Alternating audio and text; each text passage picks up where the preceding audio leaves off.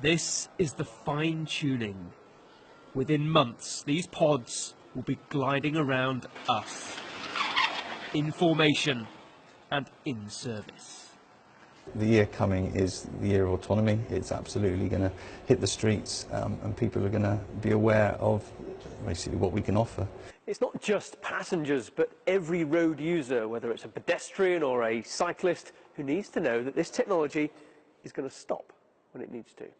The guarantee I give you is that our software engineers, we use them as the test people. So we put them in front of the vehicle, and if they don't get the software right and it runs them over, then they've got a problem. So that's not happened. That's not happened. That's never happened, actually. And we're doing thousands and thousands and thousands of tests, literally every minute, to prove categorically that these vehicles are safe.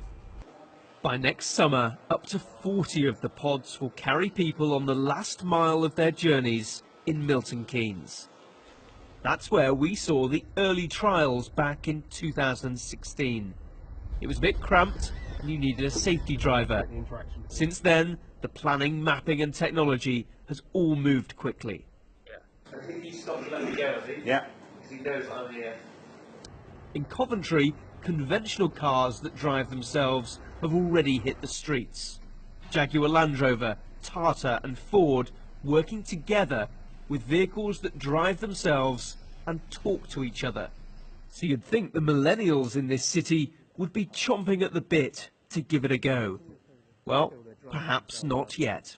I think it would just make me more lazy, and like I knew that technology is developing like throughout the years, past 10 years you could say, but I think that it shouldn't take over. I'd want the option, if I wanted to be able to drive the car rather than it just being fully driverless. So I think it'd scare me to the point where I wouldn't want to drive. Do you not think you just need to give it a go though and just get used to it? I think maybe, yeah, but I think I would still prefer to have that like control over the car and be able to drive it if I wanted to drive it.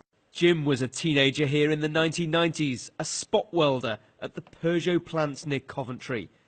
These days, he wears a tie, sits on the council, and likes the look of the future of autonomous cars. 126 car manufacturers built and produced cars in Coventry. It's difficult to believe, but it's absolutely true. 126. By 2006, there was none left.